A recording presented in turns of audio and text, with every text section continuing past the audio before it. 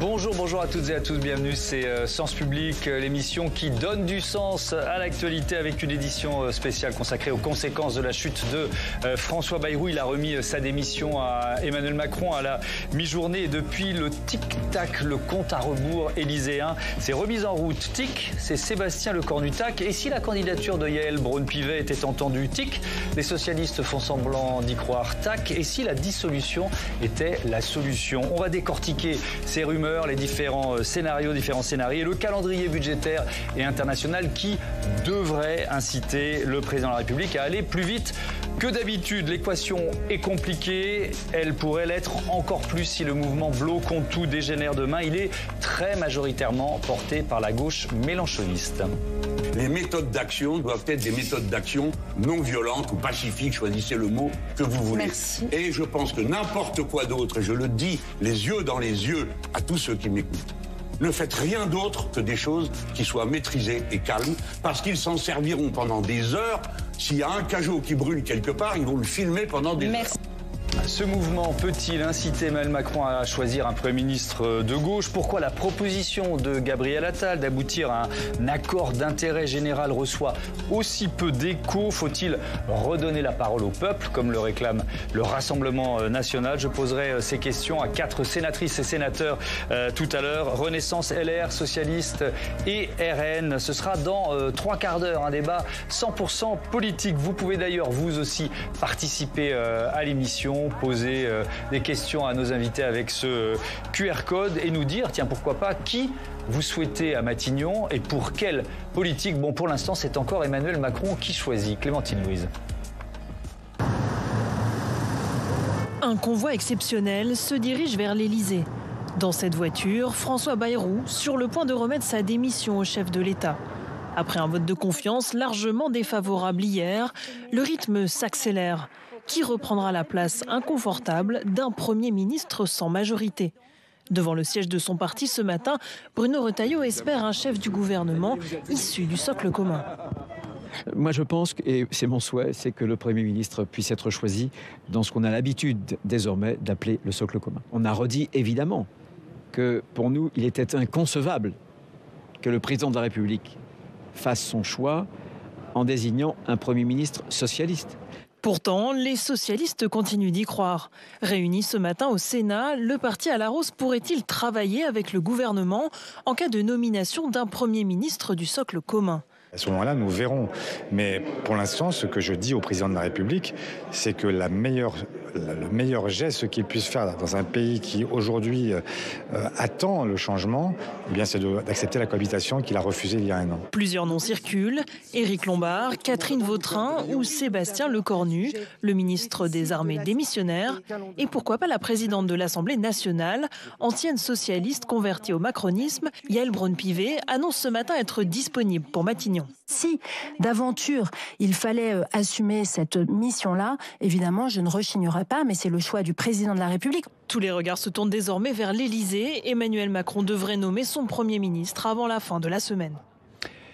Et on se demande qui peut encore gouverner, pour combien de temps, avec mes invités. Pascal Perrineau, bonsoir. Vous êtes professeur émérite des universités à Sciences Po. Vous publiez Le goût de la politique, un observateur passionné de la Ve République aux éditions Odile Jacob. Sophie Coignard, bonsoir. Bonsoir. Bienvenue Sophie, journaliste au Point et auteur de ce livre La tyrannie de la médiocrité, qui est aux éditions de l'Observatoire. Dominique Rousseau, bonsoir. Bonsoir. Bienvenue à vous aussi. Vous êtes professeur émérite de droit public à l'Université Paris 1 Panthéon-Sorbonne et spécialiste en droit constitutionnel. Et Mickaël Darmon, éditorialiste politique. Bonsoir Mickaël, à mes côtés tous les mardis cette saison. Et donc vous pouvez réagir, poser vos questions. Le procédé est simple, il suffit de flasher ce QR code avec votre téléphone ou votre tablette. Pascal Perrineau, donner du sens à l'actualité, c'est un peu le mantra de cette émission. C'est pas simple en ce moment quand même avec ce contexte politique. Non, c'est pas simple parce que la situation est une situation à la fois illisible et bloquée.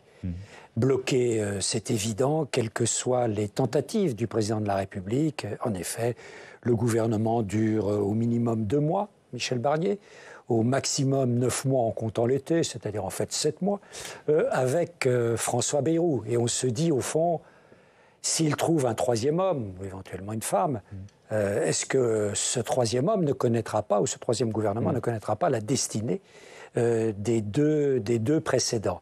Et d'autre part, c'est assez illisible, parce que, je ne sais pas si vous avez remarqué, moi hier, ça m'a frappé. Certains groupes qui étaient jusqu'alors homogènes, je pense en particulier aux Républicains, se sont divisés. Des groupes comme l'IOT également se sont divisés. C'est-à-dire qu'on s'aperçoit que le parfum de la division travaille un peu toutes les forces politiques, sauf le Rassemblement national, bien sûr, et la gauche. Mais enfin, la gauche, elle est divisée, puisqu'on vient de voir sur votre écran un responsable éminent du Parti socialiste, M. Olivier Faure, qui dit, ben voilà, nommez-moi à Matignon, alors que on n'ose plus dire, son comparse et les filles condamnent fortement la trahison, comme on disait jadis, des sociotraîtres.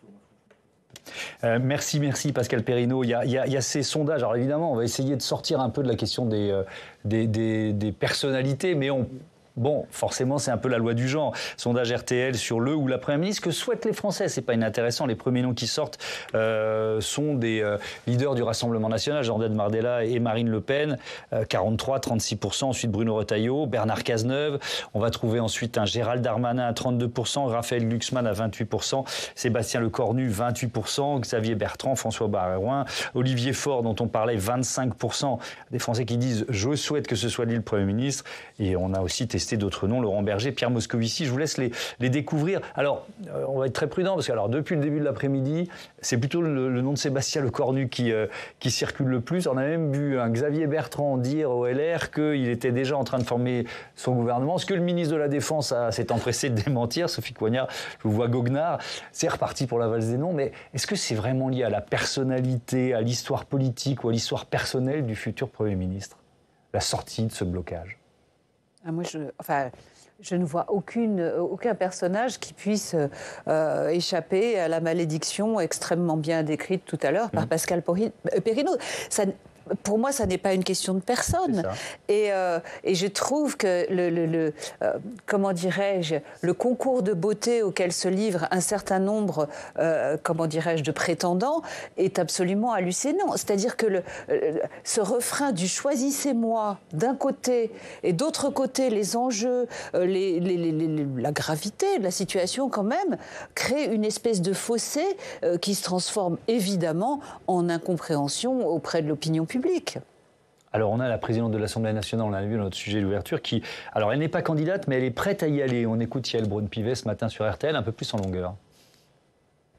Moi, vous savez, je ne rechigne jamais devant les obstacles, devant la difficulté. Parfois, on me dit « Oh là là, l'hôtel de la Sey, c'est confortable et donc tu veux y rester ». Eh bien non, moi, je ne suis pas, comme on dit, une assise.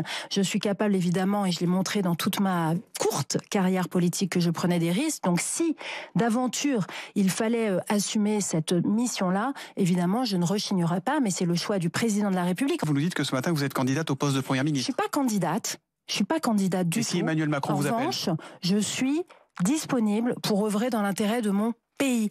Pour combien de fois on a entendu cette formule « je ne suis pas candidat ou candidate, mais disponible pour l'intérêt national ». Bref, ce serait encore une candidate du bloc central ou du socle commun, Dominique Rousseau. Est-ce que c'est la solution pour vous?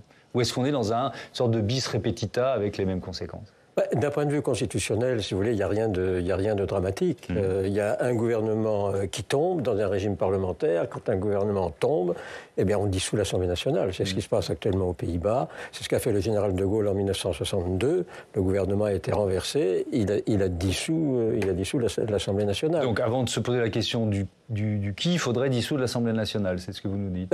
Je pense qu'on peut toujours se poser d'abord, non pas simplement la question du qui, mais la question du quoi. Et c'est le qui dépend, qui va dépendre le quoi. C'est-à-dire, si on veut qu'il y ait un gouvernement, il faut passer de la proposition de Bayrou, 44 milliards, à la proposition des socialistes, 22. Oui. Est-ce qu'il y a un accord possible pour arriver sur 27, 28, 30 milliards d'économies qui permettrait de constituer un gouvernement sur ce compromis-là?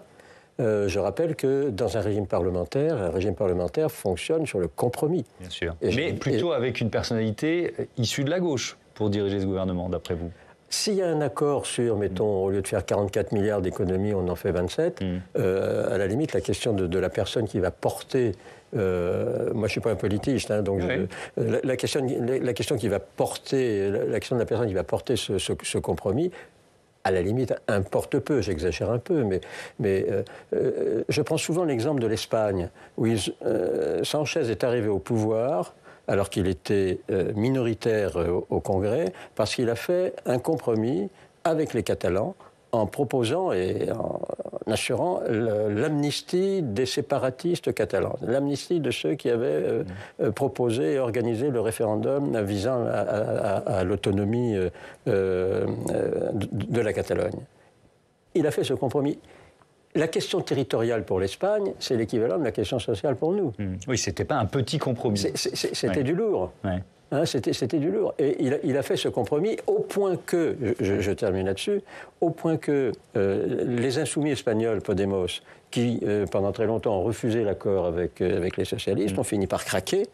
Et Sanchez gouverne avec les insoumis espagnols depuis 6 ans, depuis 2019. On y reviendra à cette logique de compromis, parce que c'est aussi ce que proposait Gabriel Attal hier. Il n'y a pas eu énormément d'écho. Alors, une question d'un de nos téléspectateurs, Yves de Moiraz, qui parle de Sébastien Lecornu. Pourquoi est-il cité comme possible successeur? Qu'est-ce qui fait de lui un choix crédible? Et alors, il y a aussi effectivement alors, nous, on est plongé dans ces rumeurs, et vous particulièrement, Mickaël. C'est vrai que juste avant qu'on arrive là dans le couloir, on nous disait alors c'est imminent, et puis finalement peut-être qu'il y a du retard parce que tous les candidats poussent leur pion, c'est ça en quelque sorte? Oui, parce qu'on sait que ces périodes de remaniement sont des périodes en coulisses extrêmement intenses, avec leur propre dramaturgie, leur propre scénographie. La manière dont Mme Braun-Pivet ce matin s'est déclarée en fait candidate pour Alain Matignon n'était pas simplement une façon anodine de parler en disant j'attends tranquillement qu'éventuellement on me désigne. Elle fait un forcing, comme on dit, elle fait valoir sa valeur ajoutée et l'intérêt qu'il y aura à la nommer à Matignon. Également pour Gérald Darmanin, qui a l'air lui aussi effectivement il le fait déjà depuis plusieurs jours, mais ça a l'air de monter très fortement en gamme. Il fait également sa publicité, si je puis dire, pour dire que ce serait plus opportun de le nommer. Et manifestement, cela fait réfléchir un président de la République qui, d'après ce qu'on entendait, était prêt à désigner donc un Premier ministre ce soir. Donc on est sur un scénario que l'on connaît malheureusement maintenant très très très bien, avec une volonté de nommer tout de suite, et puis aussi une réaction aux offensives, ce qui montre effectivement qu'une fois de plus, vous le disiez, ça n'est peut-être pas lié à la personnalité, mais bien à un blocage politique très profond que l'on est en train de vivre. Si on commence à tirer les leçons finales de l'échec de François Bayrou, Pascal Perrineau, est-ce que c'est le retour à une forme de clivage, bon vieux clivage gauche-droite? Non, enfin, pas encore. Pas encore, puisque l'Assemblée nationale est ce qu'elle est. Et l'Assemblée nationale connaît cette fameuse tripartition dont nous parlons, avec une droite d'ailleurs qui n'est pas unie, une gauche qui était unie qui ne l'est plus, et ce qu'on appelle un bloc central. Donc ça n'est pas encore. Il faudrait que les Français le choisissent pour qu'il y ait un véritable retour du clivage gauche-droite. Mais c'est tout de même peut-être le début de la fin du message qui était celui du président de la République lors de sa première élection en 2017, c'est-à-dire de mettre à mal définitivement la vieille politique, selon lui, du clivage gauche-droite pour la remplacer par la nouvelle politique du et de droite et de gauche. Et l'espace central macronien, ça a bien marché de la première présidence, ça ne marche plus depuis le second mandat du président de la République. Et au fond, il y a derrière cet échec de l'espace central la fin du rêve macronien, et puis il y a aussi, et on le voyait hier avec le départ de François Bayrou, la fin du rêve centriste, parce que depuis encore bien plus longtemps que Emmanuel Macron, François Bayrou poursuivait le rêve de ce qu'il appelait, lui, un hypercentre, et de bousculer, lui aussi, le jeu du clivage gauche-droite. eh bien là aussi, ce sont 2 échecs. Il emportait le deuil presque lors de son discours. On le voyait physiquement dans son corps. Il avait l'air totalement abattu. En effet, parce que c'est un vieux rêve qui s'en va et pour lui, c'est une sortie qui est une sortie terrible. Parce que dans l'opinion, il est à 14% d'opinion favorable. Donc il a choisi une porte qu'il estimait être la grande porte, mais l'opinion n'a pas suivi, c'est le moins qu'on puisse dire. Oui, Sophie Cognard, vous avez depuis plusieurs années suivi beaucoup de personnalités politiques, notamment François Bayrou, et vous avez signé un article pour Le Point, vous titrez « Les 7 erreurs de François Bayrou ». La première, c'est sa mise en accusation des Français. Est-ce que vous pouvez détailler un peu vos arguments? Oui, j'ai trouvé qu'il y avait une contradiction flagrante entre une part du discours de François Bayrou depuis le 15 juillet dernier et ses annonces de mesures d'économie, donc entre une partie de son discours et l'autre. Dans une partie de son discours, il a un mantra qu'il a répété à longueur de temps pendant tout l'été, qui est « jamais sans les Français ». Et son calcul, qui était d'ailleurs en soi problématique, c'était d'espérer prendre les Français à témoin, si j'ose dire, contre les oppositions parlementaires. Ce qui est quand même un peu problématique, puisque à la fin des fins, c'est quand même les députés qui votent et pas les Français. Bon, mais mettons cela à part. Donc d'un côté, jamais sans les Français, je suis du côté des Français, etc., ce qui est un pari osé quand vous êtes aussi impopulaire. Et puis, d'un autre côté, la punition des Français, c'est comme ça en tout cas qu'ils l'ont ressenti, c'est-à-dire de dire la France ne travaille pas assez, les Français ne travaillent pas assez, donc évidemment on a un problème structurel de déficit et d'endettement, et par conséquent il faut bosser plus les gars, alors 2 jours fériés en moins, etc. etc. Et si vous voulez, la remise en cause de ce que d'aucuns appellent l'État profond a été relativement faible de la part de François Bayrou. Il a fallu quand même, je ne sais plus le combientième épisode de sa fameuse chaîne YouTube de l'été pour que tout à coup il nous annonce qu'il avait compris que les Français, à force d'étudier les réponses qu'il recevait, que les Français trouvaient qu'il y avait éventuellement des avantages et des privilèges du côté des élites politiques. Enfin, il est maire, il est élu local. Enfin, c'était absolument sidérant, cette vidéo. Et donc, je trouve, et je ne suis pas la seule, qu'il y avait vraiment une contradiction entre le fait de dire jamais sans les Français et mon pari, c'est de mettre les Français de mon côté et d'autre part, de faire porter l'effort sur les mêmes qui, évidemment, n'allaient pas être d'accord. J'en parlais tout à l'heure, hier, Gabriel Attal a proposé donc la nomination d'un négociateur pour aboutir à un accord d'intérêt général entre, je le cite, les forces républicaines.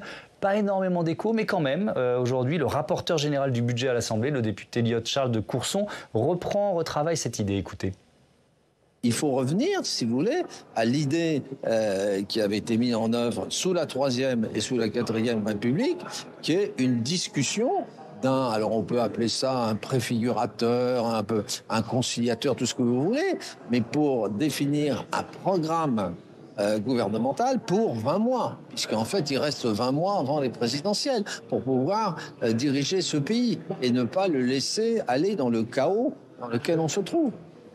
Pourquoi ça fait relativement flop quand même? Pourquoi, d'après vous, cette initiative qui peut sembler cohérente, qui rejoint ce que vous nous disiez tout à l'heure sur la capacité d'autres pays que la France à trouver des compromis, pourquoi ça ne marche pas?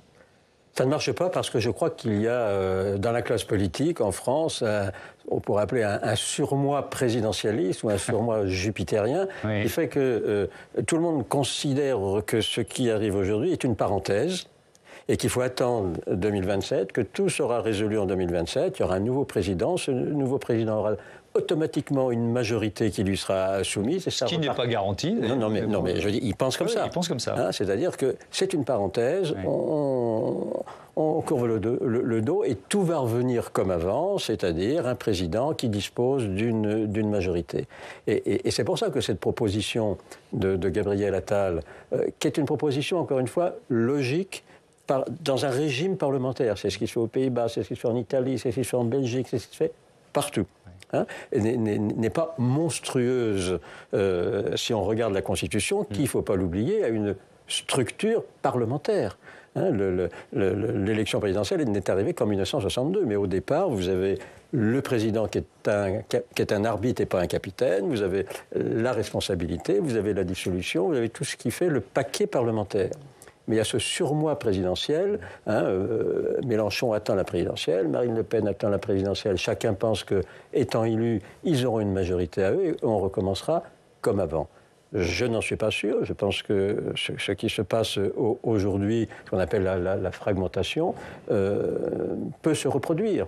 Et que alors j'ai plus les sondages en tête, mais il semble me souvenir que les Français appréciaient assez bien la cohabitation, finalement, entre Jacques Chirac et Lionel Jospin. Et que par conséquent, cette idée d'un président qui serait débranché, excusez-moi l'expression, qui serait débranché des affaires politiques et remis dans son statut de garant du bon fonctionnement des institutions, peut plaire. Oui, parce que c'est ce que dit, je reviens vers vous tout de suite, mais Sophie Cohen, c'est ce que dit Gabriel Attal hein, dans le Parisien aujourd'hui. Il dit qu'il faut que le président de la République accepte de renoncer à une partie de son pouvoir, donc d'entrer d'une certaine façon... C'est la redécouverte d'une lecture parlementaire de la Constitution. Et donc d'une cohabitation, sauf que manifestement, on va voir ce qui se passe, mais manifestement, c'est toujours pas dans la grille de lecture du président de la République.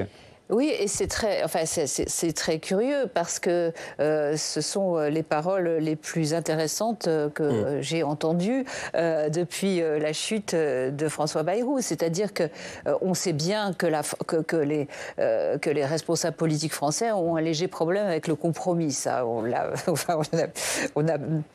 payé 24 heures, c'est la liste pour le savoir. C'est la liste des bonnes raisons pour censurer les autres. Voilà, donc c'est une donnée de base. Ouais.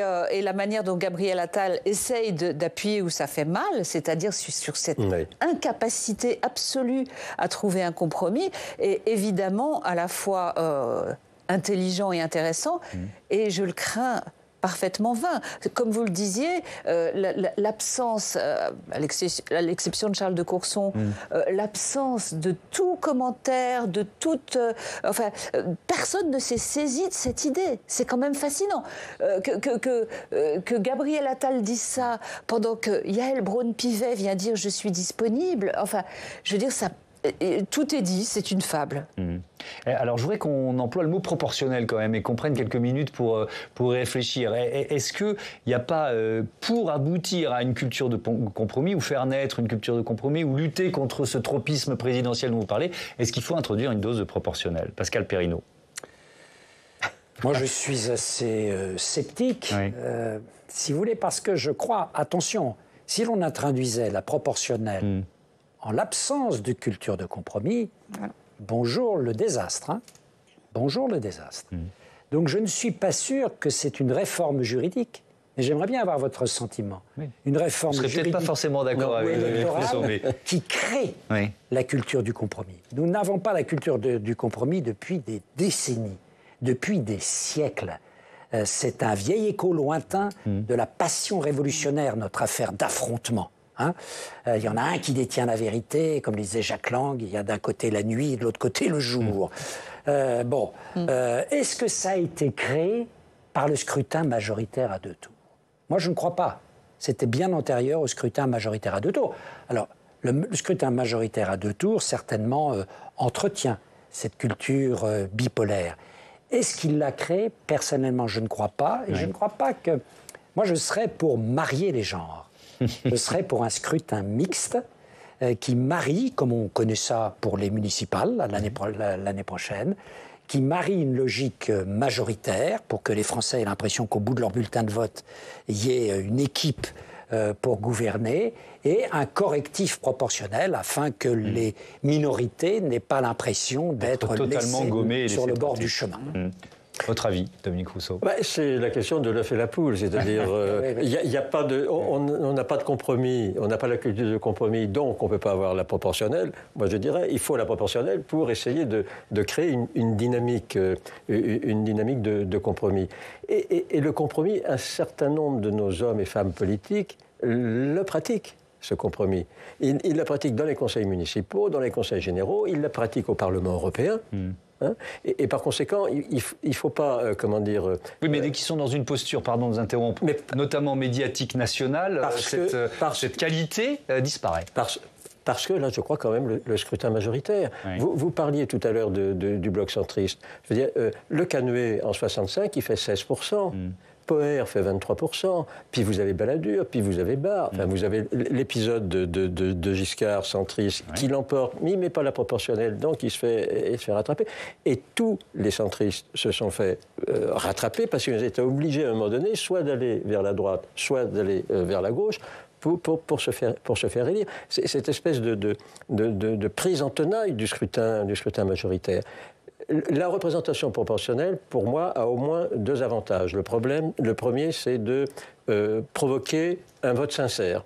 C'est-à-dire les gens votent pour qui le candidat pour lequel ils ont le plus grand affinité. Pas par défaut ou par frustration ou contre les autres. Ce qui est une manière peut-être de renouer la confiance entre les élus et les électeurs. Parce que là, vous avez un électeur de gauche qui vote pour la droite au second tour et inversement. Donc, vous désorientez tout. Et le second avantage, c'est que les alliances se font après les élections. Et par conséquent, si vous voulez, aujourd'hui, s'il y avait la proportionnelle, le PS n'aurait pas besoin de s'allier à LFI. Et il y aurait donc une disponibilité pour des accords qui serait plus grande qu'avec le scrutin qui bloque tout. Allez, on avance, parce qu'il y a encore beaucoup de thèmes. Il faut qu'on parle de ce mouvement bloquons tout demain, mais aussi du calendrier judiciaire de Marine Le Pen. Vous vouliez intervenir quand même, Mickaël? Oui, parce qu'en fait, ce qu'on est en train de diagnostiquer, en réalité, ce qui est intéressant, c'est une profonde mutation, voire révolution, puisque c'est d'ailleurs le terme qui a été mis en enseigne depuis 2017 du projet macroniste. On est en train de voir une profonde mutation de la culture politique française. On exige ou on souhaiterait du compromis comme si effectivement on avait eu cette culture de compromis. On l'a pas, on est en monarchie. On est en monarchie culturelle, constitutionnelle et installée effectivement avec le général de Gaulle, prolongé par François Mitterrand. Donc de ce point de vue-là, on est dans cette pesanteur-là.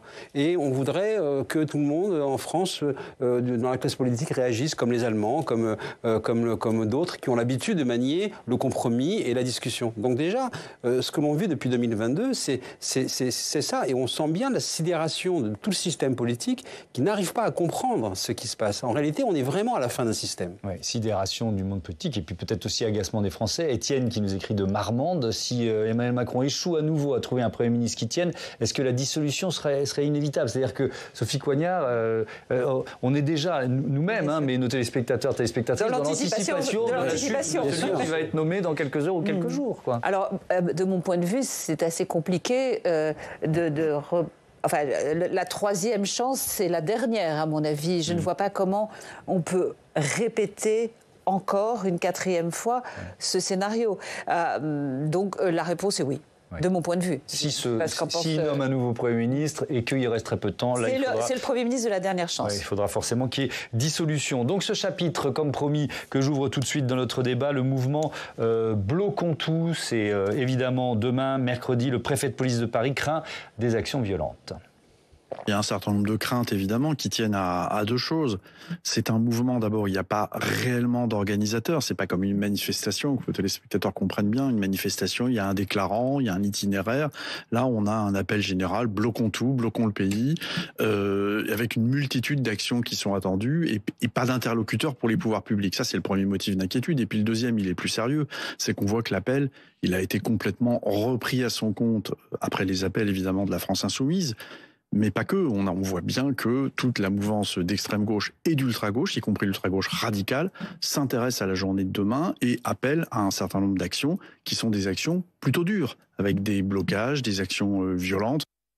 Voilà, Laurent Nunez sur BFM. J'accueille Alexandre Poussard. Bonsoir Alexandre. Bonsoir Thomas. Bienvenue à vous. On va voir ce qui se cache derrière ce mouvement Bloquons tout. Et oui, on va se baser sur l'enquête réalisée par la Fondation Jean Jaurès auprès de plus de 1000 membres des différents groupes sur les réseaux sociaux de ce mouvement Bloquons tout le 10 septembre. Alors d'abord, on peut dire que ce mouvement est très politisé et se situe bien à gauche sur le champ politique. Selon cette enquête, lors du premier tour de la présidentielle 2022, 69% 30% de ses membres ont voté pour Jean-Luc Mélenchon, 10% pour Philippe Poutou, qui était le candidat du nouveau parti anticapitaliste, et 5% pour l'écologiste Yannick Jadot. Et lors du second tour de la présidentielle entre Emmanuel Macron et Marine Le Pen, 68% d'entre eux se sont abstenus. C'est nettement plus que l'ensemble des Français à l'époque qui s'étaient abstenus à 35%, et ce qui montre le fort rejet d'Emmanuel Macron et de Marine Le Pen par ce mouvement Bloquons tout. Donc très clairement politisé à gauche et avec une sociologie assez particulière.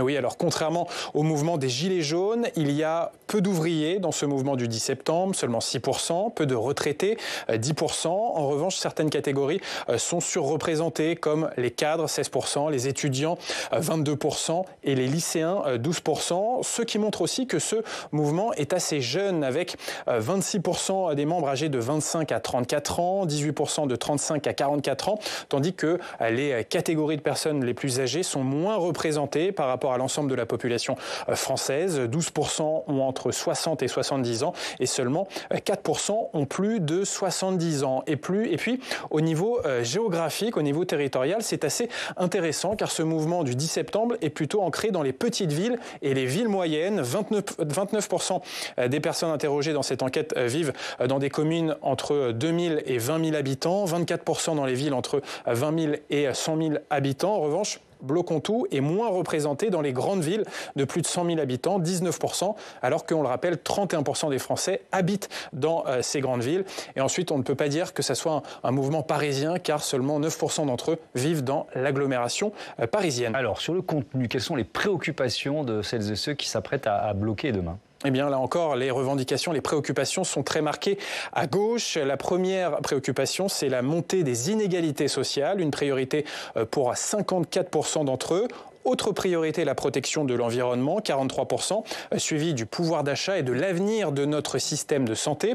Ensuite, dans ce mouvement, il y a un véritable désir de démocratie directe. Et là, c'est un point commun avec le mouvement des Gilets jaunes. Seulement 13% des Bloquons tout croient encore en la démocratie représentative, alors que 82% d'entre eux sont en faveur d'une démocratie plus directe et d'un usage plus fréquent du référendum. Puis alors sur la violence, il y a aussi cette question, parce qu'on a entendu Jean-Luc Mélenchon tout à l'heure mettre en garde, dire attention, restez dans un cadre. Eh bien, selon cette enquête de la Fondation Jean Jaurès, 40% des membres de ce mouvement estiment, je cite, qu'il est normal que certaines personnes usent de la violence pour défendre leurs intérêts. C'est 2 fois plus que l'ensemble de la population française sur ce sujet. Et ce n'est pas de bon augure pour la journée de demain. Un tout dernier mot, Alexandre. Ce mouvement sur les réseaux sociaux, il est très puissant sur les réseaux sociaux. Il est en partie, en petite partie, mais il faut le dire quand même, lié à de faux comptes. Oui, il y a eu un gonflement artificiel de ce mouvement.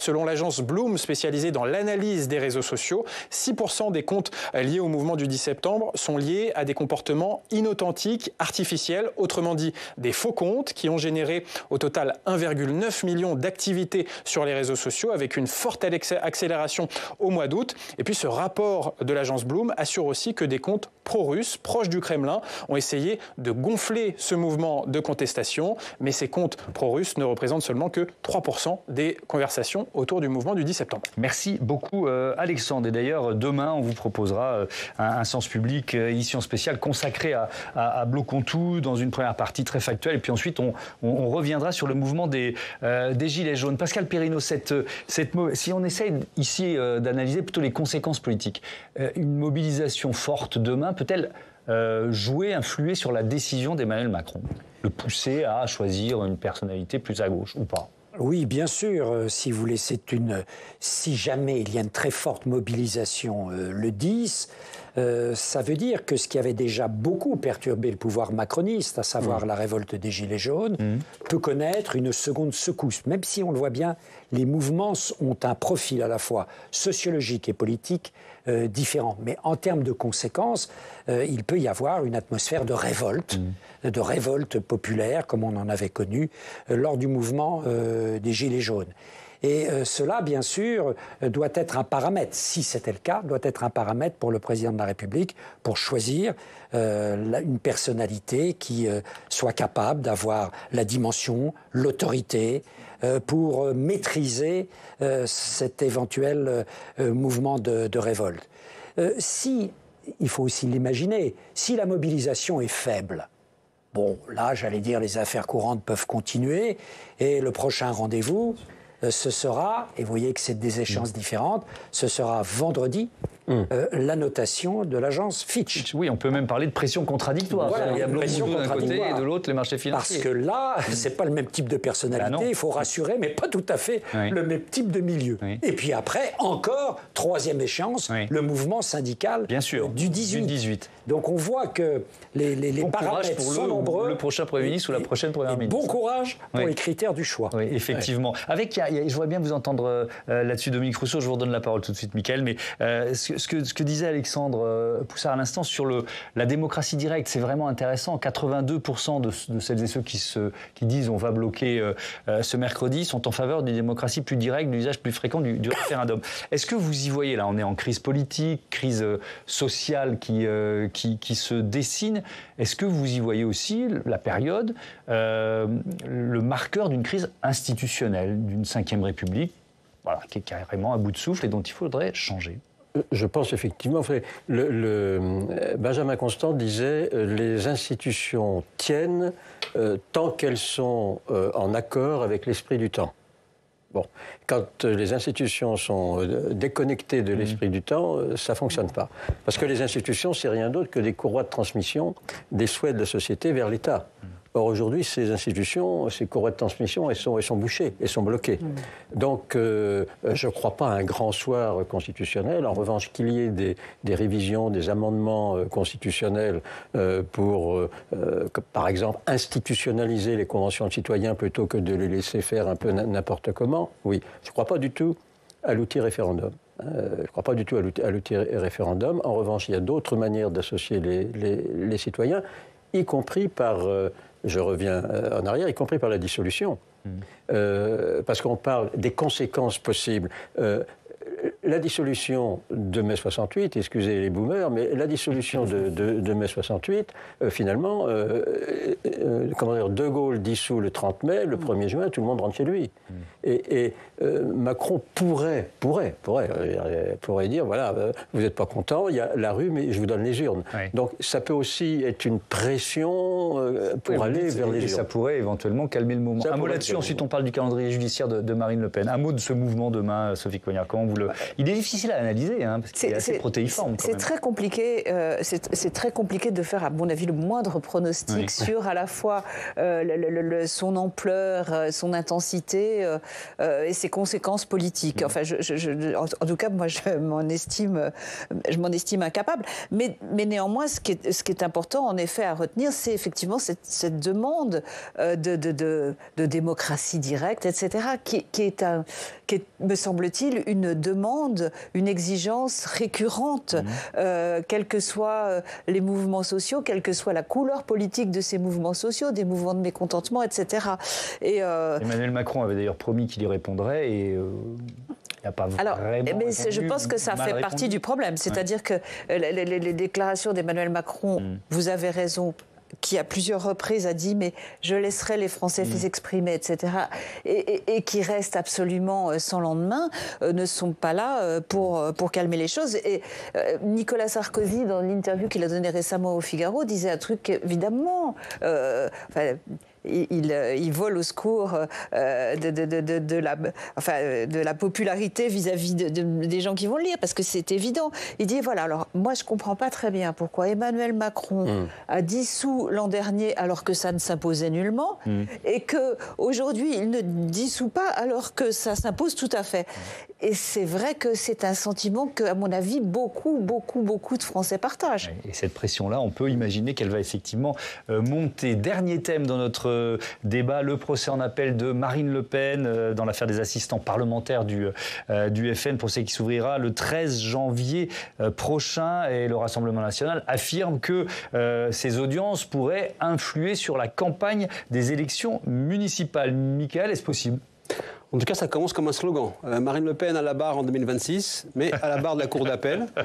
Ça, c'est un fait avéré. Donc, plus sérieusement, effectivement, jamais content, hein, le RN, on pourrait dire. Souvenez-vous, immédiatement après la condamnation en première instance, il y avait une exigence de Marine Le Pen qui réclamait un procès très rapidement pour pouvoir justement retenter sa chance et se réexpliquer. Le garde des Sceaux lui-même, Gérald Darmanin, avait même publiquement donc souhaité un procès en appel qui serait fixé le plus rapidement possible. Et au passage, scandage. Il a même d'ailleurs jugé choquant que Marine Le Pen ne puisse donc présenter sa candidature devant les Français parce qu'elle était déclarée inéligible. Donc on a appris effectivement qu'à l'époque que la décision en appel serait rendue donc aux abords de l'été 2026. Voilà maintenant qu'on est fixé, c'est janvier 2013, l'audience en appel. Cela signifie donc sûrement un délibéré au printemps, ce qui est quand même plus rapide. Ça pourrait contenter le Rassemblement national. Eh bien non, c'est pas suffisant parce qu'évidemment, au RN, on crie maintenant au complot politique. Pourquoi ? Parce que cela tombe en pleine campagne des élections municipales. Donc effectivement, il faudrait savoir. Alors, est-ce qu'on peut quand même essayer d'expliquer, de détailler les raisons de cette protestation du Rassemblement national ? Parce qu'en fait, la volonté des Le Penistes, c'est de mobiliser un électorat dans les villes autour d'un parti qui serait attaqué par le système.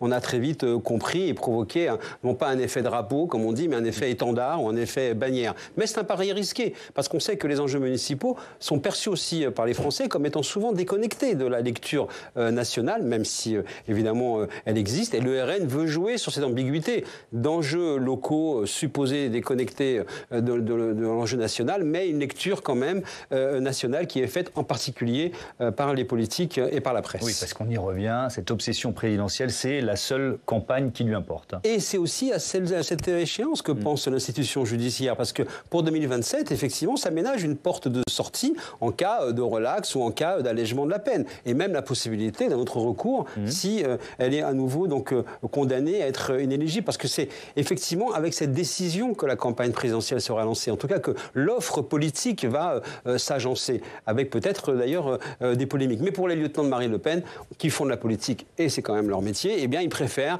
y voir une manière de mobiliser tout en cultivant l'ambiguïté, car dans cette campagne municipale, il faut savoir aussi que le RN a décidé d'avancer masqué dans les petites villes. Beaucoup de listes qui seront étiquetées divers droite, en réalité, seront sponsorisées par le RN sans le dire. Donc ça tient quand même du réflexe au RN. On ne laisse jamais passer l'occasion d'une polémique, même si elle ne repose pas sur une réalité. Merci Mickaël. Un tour de table sur ce calendrier judiciaire. Dominique Rousseau, je commence avec vous. Je reprends un peu l'argumentaire de Mickaël. La Cour d'appel a fixé cette date le plus tôt possible pour tenir compte de la présidentielle. A-t-elle, je mets plein de guillemets, mais sacrifié les municipales d'une certaine façon ? Non, je ne crois pas. Enfin, faut pas mélanger tous les temps. Il y a le temps de la justice, le calendrier a été fait. Bon, il y a un autre calendrier, le calendrier des municipales. Non, je crois pas. Oui. Vous êtes très, très, très sûr de ça ? Oui, parce qu'on peut l'être. Dans une décision, dans sa décision, la Cour d'appel tient compte du calendrier politique quand même. Pascal Perrineau.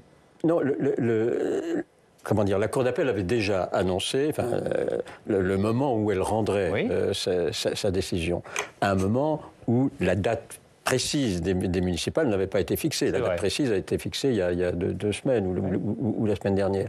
Je crois qu'il faut arrêter de confondre le temps médiatique, le temps judiciaire, le temps politique. Non, je ne crois pas. Alors je sais qu'il faut toujours douter en France. Mais oui. C'est aussi une qualité journalistique. Donc je vais essayer de ne pas trop l'oublier.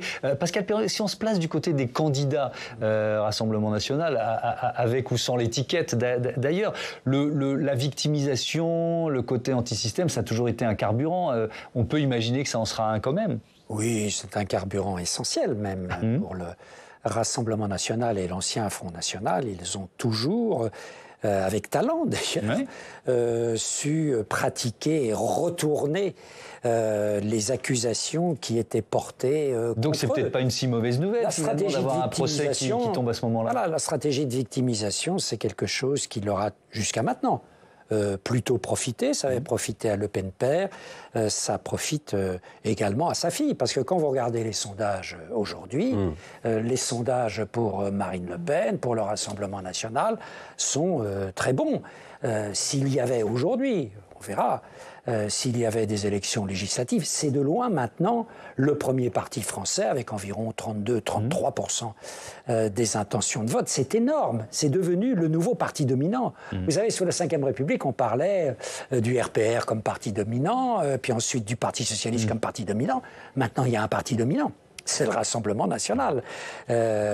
Donc, elle est à un très haut niveau, et vous le citiez d'ailleurs tout à l'heure, les personnalités qui seraient soutenues par une majorité de Français pour devenir Premier ministre, c'est Jordan Bardella et Marine Le Pen. Alors, on n'est pas une majorité, on est autour des 40%, oui, mais 40%. En tout cas, ils sont devant les... Ils sont nettement en tête. Ouais. Merci beaucoup, merci à tous d'avoir participé à ce débat. Je vais rappeler rapidement les titres de vos livres. Sophie Coignard, La tyrannie de la médiocrité aux éditions de l'Observatoire, et Pascal Perrineau, Le goût de la politique, c'est aux éditions Odile Jacob. Merci encore et à bientôt sur Public Sénat.